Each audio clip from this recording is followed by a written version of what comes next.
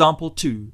The first three terms of an arithmetic sequence are x plus 2, 3x minus 1, 4x minus 3. Determine the value of x and write down the terms. Solution.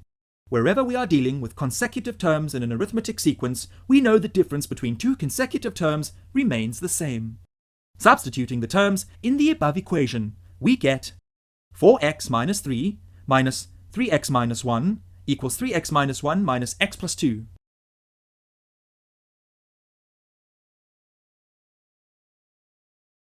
Solving the equation, we get x equals 1.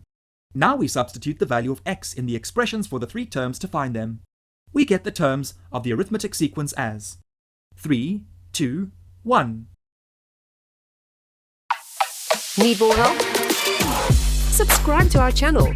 Can't wait that long? Ask Masky to help you, and let the math finally start mathing.